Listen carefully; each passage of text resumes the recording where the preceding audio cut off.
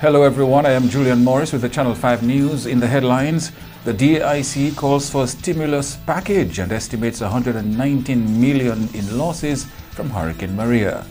Lingering challenges for Dowasco as the company seeks to restore water to certain communities 5 months after the hurricane. And India defeats South Africa 5-1 thanks to Kohli's 35th ODI century. We'll have details of these and other stories coming up right after this break.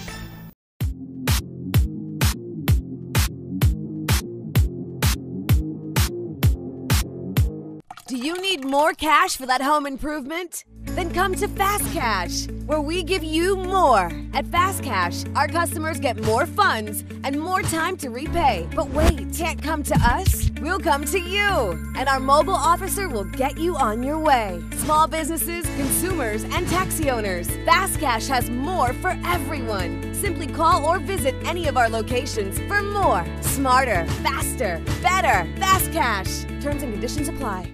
First up in the news, 50% of the DIC's membership suffered an estimated loss of $119 million in stocks and assets from Hurricane Maria's devastation. That figure only accounts for half of DIC's membership, which is made up of just over 40 businesses. Executive Director of the organization, Fabian, says the statistics are from a post-disaster assessment of the private sector's loss. So this only represents approximately 50% of just the members within the DIC membership. But we saw from the value of damages to infrastructure, there was over 50 million in terms of losses. Also, the value of damage to assets, which includes like the vehicles and other assets of the companies, it was $119 million. Not just vehicles, but all other assets. And what we saw from our members, all our members started back business. All of them to a smaller extent, or most of them to a smaller extent. But this would have been like the end of September, October, up to the end of the year. For now, we'd probably have to we'd have to collect other data to see what the trend is, but we believe that the value of disruption would be reduced in the coming months. The businesses assessed lost $28 million in revenue each month since the September 18 disaster. Also, in terms of the value of disruption to services, it was $28 million, which is a monthly estimate. And value of disruption to both products and services. Also, in terms of secondary losses, such as looting, landslides, flooding, the loss from these different activities is 15 million. And this, like I mentioned, is only a percentage of the value of losses to our business community. DIC, we also engage in a Connect to Rebuild grant assistance program, where over 70 businesses registered for this Connect to Rebuild grant assistance, and they also provided information on the same assessment that we did for our members, and these numbers will be increased. The updated value of damage and losses is expected to be released during a Business Recovery Expo on the 21st of February. Fabian says despite the small membership base, their work and interventions benefit the general private sector. Imagine in our business sector, we have hundreds of businesses, but in terms of businesses who subscribe to DIC membership, it's just over 40. I would say businesses value different things, and one of the drive since I came on is to ensure that businesses would be able to receive as much value as possible. I think some may not fully understand the value of DIC to their business, so they may not have come on. Some probably were members, and maybe due to other challenges, they no longer are members. But even though our membership is just over 40, we still do provide support to businesses beyond our membership, not just the 40 businesses. This month we welcome 2 new members, and I will make mention of them now. We welcome Burton & Co. and also Benjo Simos. And in related news, the DIC is seeking the cooperation of the authorities in granting the private sector a proposed stimulus package. Its president, Kira Thompson-Ned, says the DIC endorses a position paper by the Dominica Business Forum to government requesting a post-disaster stimulus for businesses to expedite the recovery. DIC does support that because we believe that it's a partnership. Government earns its revenue from taxes. If your taxable entities are not able to create revenue, then how is government going to earn their revenue? So it's a give and take. Again, it's a symbiotic relationship, but not a parasitic one. And that's where the dialogue, the partnership leading into action, and action is crucial because you can talk as much as you want, and we all know in the Caribbean and across the globe, as soon as somebody hears about a workshop, oh God, another talk shop. We're not into talk shops, we want action, and that's why DIC, independent of anybody, inclusive of the government, is still making and taking steps and actions to empower their membership. Thompson Ed said as recovery progresses, she has observed opportunities for investment. A lot of private sector after the hurricane were hesitant, naturally. You know, Dominica, we went through Tropical Storm Erica 2 years ago. Some persons who suffered losses after Erica suffered even greater losses after Hurricane Maria. And it is a challenge as an investor. Do I really want to reinvest into something that is a risk? But that's what private sector does. We take risks. Because if we don't take the risks, then how do we contribute to the growth of the economy and betterment of people in the long end? And I believe that is what I'm noticing with a lot of the reinvestment that is going on. And there is even opportunity for investment that we are seeing, and people are trying to reinvest smarter. In health news now, a review of the scope of works of the new National Hospital is currently underway. That's the word from Minister for Health, Dr. Kenneth Daru. While addressing a function on Friday, Dr. Daru revealed that the hospital project is on a standstill based on advice by the Chinese counterparts who are undertaking the financing and construction of the country's new national hospital. Our flagship project, the new national hospital, while it's on a standstill, it's not on a standstill because of lack of funds or any other reason, but that we have been invited and of course kindly accepted the invitation by our Chinese counterparts to sit back and review the scope of works of the project. Not that the project was not being built to withstand hurricanes, etc., but clearly Hurricane Maria would have opened our eyes a bit more as to how we're going to go forward in this project. So I want to thank our Chinese counterparts, of course, for this, I think, generous gesture of having us to rethink and looking at the designs again, and of course see how the hospital is going to be fit into our new vision for health post Maria. As regards the Marigot Hospital, Dr. Daru says that soon tenders will be put out for the demolition of the existing building. We can speak to the Marigot Hospital. I would have spoken to this a number of occasions where funds have already been committed into the building of the new Marigot Hospital. Very controversial hospital, but the hospital will be built. We have received word from our Mexican counterparts that the funds have been approved. So we are now currently waiting on the final designs so it can be reviewed so we can move forward. In fact, as we speak, the PS later can allude to that we are about to invite tenders for the demolition of the old Marigot Hospital building so we can begin preparing the site, etc. The minister also spoke to the development of smart health centers around the island and the human resource capacity within the Ministry of Health.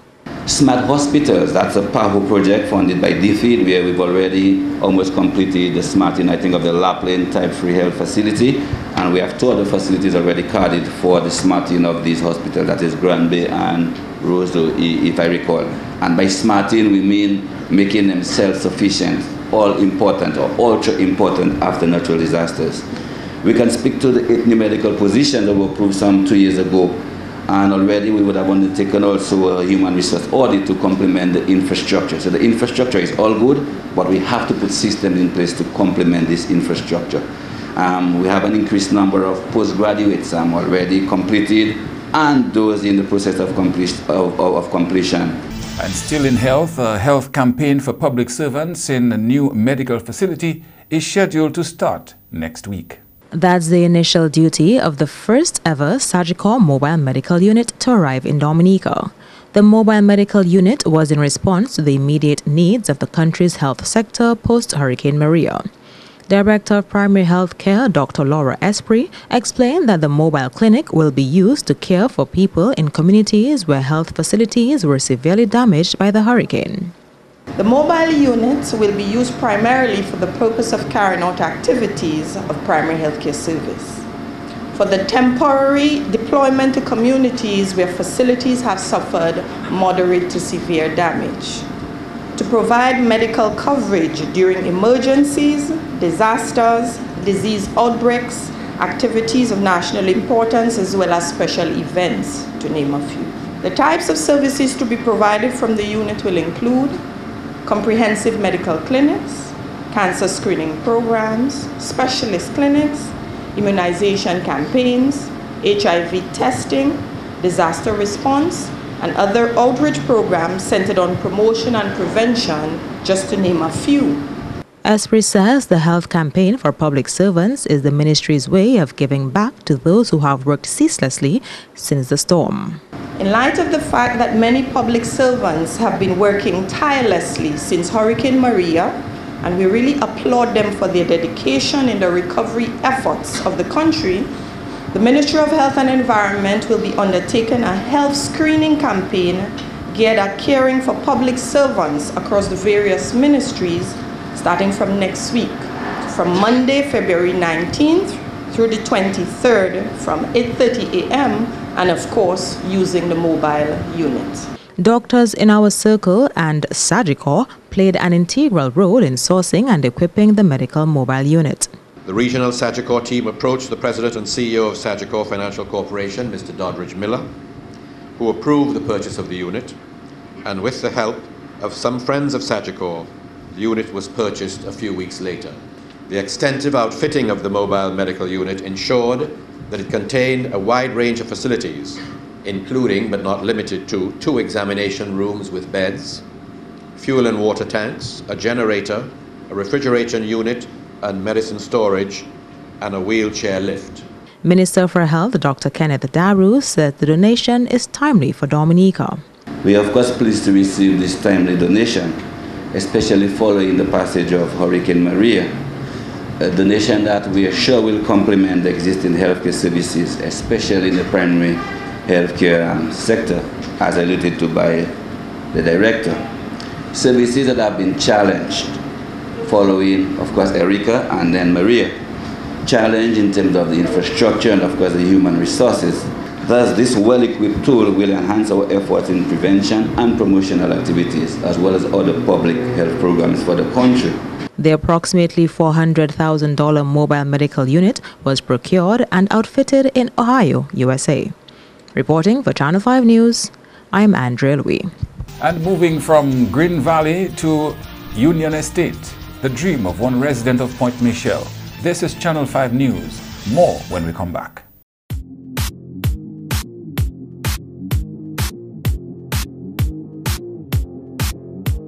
M&J Covering is the producer of designed galvanized and galvalume in Dominica.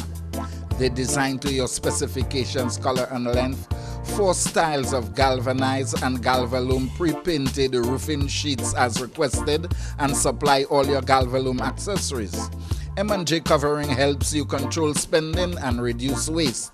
At M&J Covering, they are also equipped to build your roof to precise standards anywhere on island. So come to M&J Covering at 1 Mile in Portsmouth or call 445-5001 275-5003 today.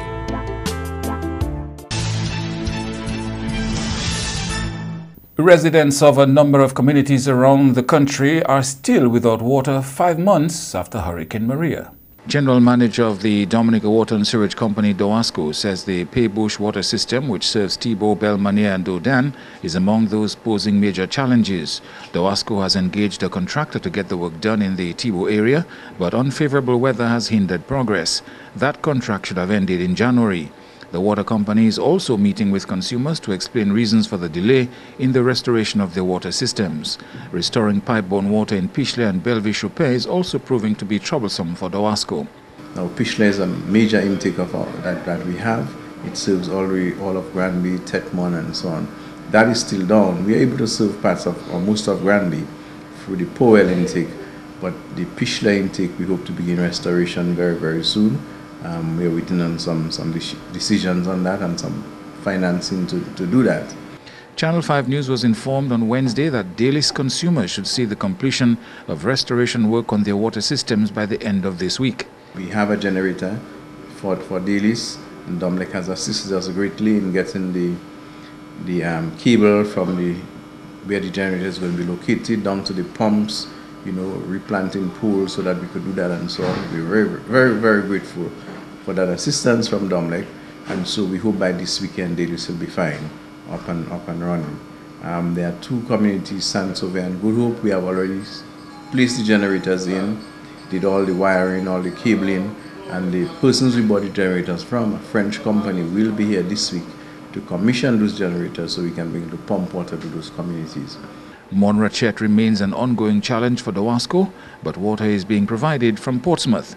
The Coolibistri intake, which serves Monrachet, was completely destroyed by Hurricane Maria. We need to make some decisions as to whether we're going to restore that intake or have some alternative means of serving the people of Monrachet. But it's a community we are concerned about. We are trying to give them water, like I say, from time to time. And there are a number of schools in the communities I mentioned where we continue to truck water on a regular basis. We have some truckers, who are very reliable and they continue to assist us. Our donor agencies who have, brought storage tanks and generators, and so we continue to pump to fill those tanks and so that communities can have water. Of course, the Jodel community, we did restore water there, but the generators that are there, they have both broken down. And so we expect some parts this week to repair them. The restoration of the pump will facilitate regular water distribution to Girodel Egliston, Upper Castle Comfort and Beaubois areas. And a housing project to build 10 new homes for Green Valley residents affected by Hurricane Maria progressing smoothly. In its quest to evacuate residents in areas vulnerable to landslide and flooding, government has decided to relocate an initial 10 families from Green Valley. The last 5 months have not yet erased the signs of devastation which took place in Green Valley in September last year. You may remember several lives were lost and homes washed away when the area turned into a raging flood during Hurricane Maria. One woman who still lives in her Green Valley home says she is hopeful she will receive one of the houses being built at Union Estate. As you can see, the area, it has been really affected by Maria. I was flooded, big flood, but the building is still standing strong. Is this a place where you would like to continue living? Would you like to stay here if you could? No. To me, every time I hear rain, is a problem. To me, it shouldn't even have rain again. Because, and look, the ravine, not too far, I don't like it. And they haven't open up under the ravine, under the bridge, still have it's still blocked. So anytime the ravine has to come, it's on the bridge. It's coming. It don't go below. Are you hopeful that you will get one of the houses at Union Estate, one of the 10 houses? Well, I've been hearing people saying that my name is on the top of the list. I would be so grateful if I would get a home because I have a phobia now with water. I have a grandson. And I have my brother inside there. He's blind. He cannot move. And I would really want to come out from there. If the opportunity is given to me to come out, I will come out. But while government's move to relocate residents to safer ground is welcomed by affected Green Valley families, the people of Union Estate may not exactly be rolling out the red carpet for them. Channel 5 News has been informed that there was even talk of a petition against the Green Valley residents resettling in Union Estate, but as you can see, the work there is continuing. The original plan was to build 10 homes in Point Michelle and another 10 in the Kalinago territory. These homes would be precast, pre-stressed concrete homes built to withstand earthquakes and strong winds and would be installed within 2 months.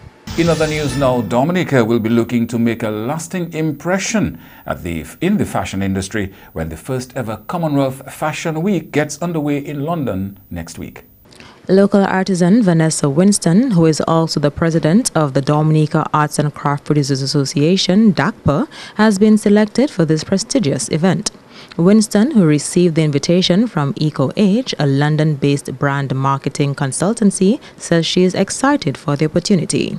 EcoAge helps businesses to grow by creating, implementing, and communicating sustainable solutions. It's very exciting, and especially the way it came as a surprise and at the wake of recovering or restoring from Maria. So it's an exciting opportunity, although probably with all the destruction around, sometimes you feel a little bit heavy, but it is a privilege, and I going to do my best. I think that is like a real big thing for the arts and craft industry in Dominica, because as I said, it's bigger than me. It's a means of letting us understand what our capability is. I probably just the channel that was used to open the door, but then it's a thing that has to grow in us as artisans and creative designers, and let us realize that we never know where we're going to end up. So whatever you do the best that you can.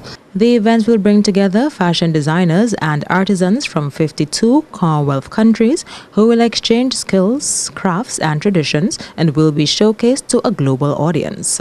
Dominica has been partnered with Trinidad for this event, and while Vanessa was doubtful about participating due to the effect of Maria on her livelihood, her counterpart in Trinidad insisted she take part in the Commonwealth Fashion Week.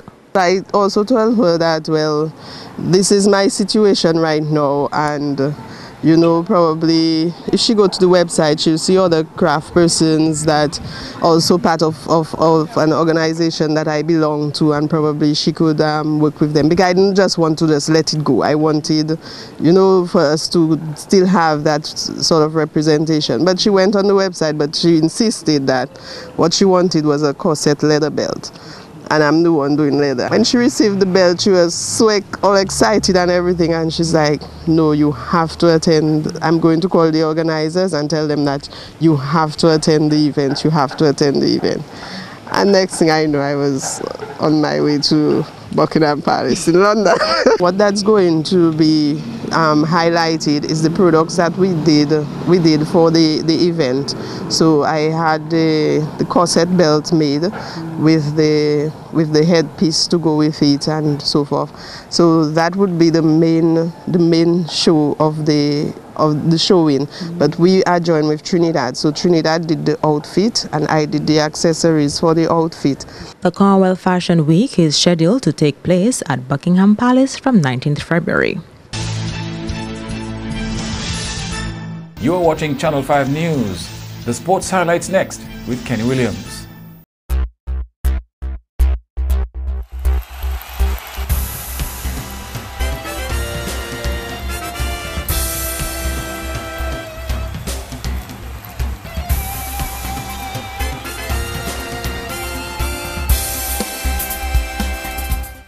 First up in sports, Windward Volcanoes clinched a crucial bid for a semi-final spot, while Hampshire got an easy win in action from the Super 50 Cup on Thursday.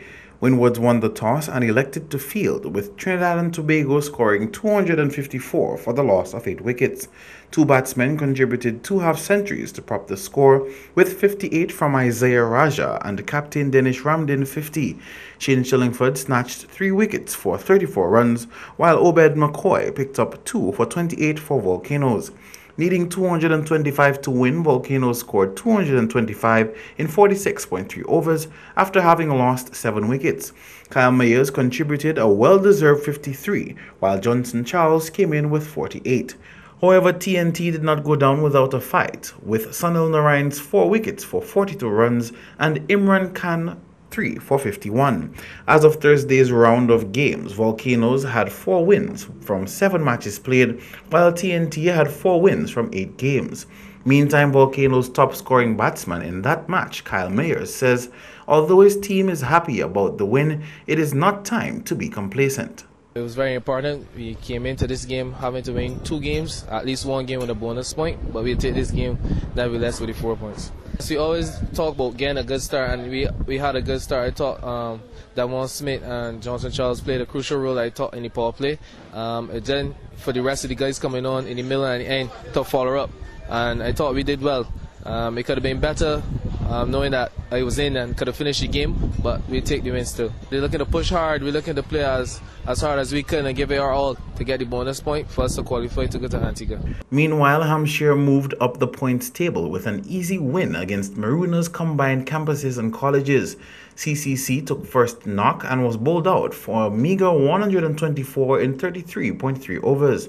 Their only batsmen of note were Kijon Otley's 50 and Captain Kyle Corbin's 31. A combination of Brad Taylor and Gareth Burge spelt trouble for a shaky CCC batting lineup when they took 4 for 26 and 3 for 28 respectively. Set an achievable 125 to win, Hampshire only needed 3 men for the job to equal the target at 125 for the loss of 1 wicket. Jimmy Adams finished undefeated on 66 and Joe Weatherly 56 not out. Although Hampshire had that win against CCC, they still sat in 4th place with 9 points in Group A as of Thursday's play. Moving on to international cricket, we can tell you that Australia pulled off a world record run chase to defeat New Zealand by 5 wickets with 7 balls remaining on Friday. Batting first, New Zealand reached 243 for the loss of 6 wickets. Martin Guptill helped prop his team's score with a hard-earned 105, which included 9 sixes and 6 fours. Colin Monroe added 76. Set 244 to win, Australia chased the target in 18.5 overs to score 245 for the loss of 5 wickets. No team had been able to successfully chase that score. Dakari Short and David Warner hammered aggressive 50s to set the tone for the reply. Short scored 76, Warner 59, and Aaron Finch 36 not out. And Virat Kohli's 35th one-day international century helped India defeat South Africa 5-1 in the 6th ODI on Friday. Playing at Centurion, South Africa was bowled out for 204 in 46.5 overs, batting first. Despite a poor overall performance by the team, Zaya Zondu scored 54 while AB de Villiers came in with 30. South Africa quickly felt the brunt of India's bowling attack when Serdal Thukar snatched 4 wickets for 52 runs. Set an achievable 205 to win, India finished on 206, only losing 2 wickets. Virat Kohli continued his good form to score a well-deserved 129 not out.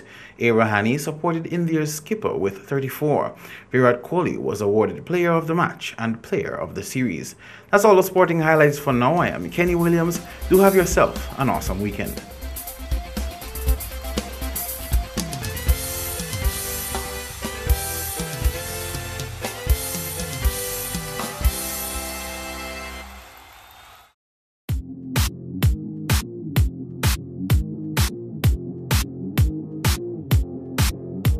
Rudolph Thomas Enterprise in Portsmouth, your suppliers of building materials and hardware products.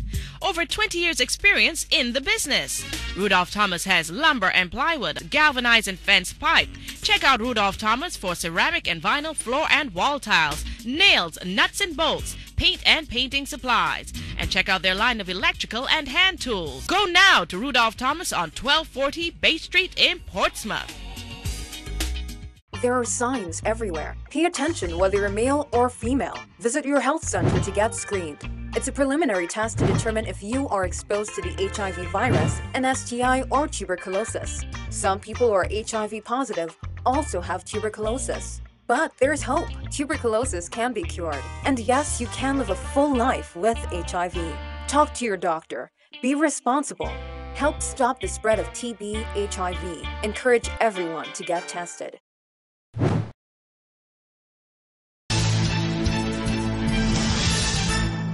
To end the news, the headlines again. DAIC calls for stimulus package and estimates 119 million in losses from Hurricane Maria.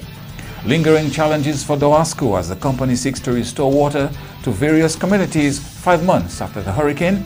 And India defeats South Africa 5-1 thanks to Kohli's 35th ODI century. Feel free to contact us at news@marpin2k4.com. You can catch our news on YouTube. On behalf of the entire production team, I am Julian Morris. Thank you for watching. Do have a great weekend.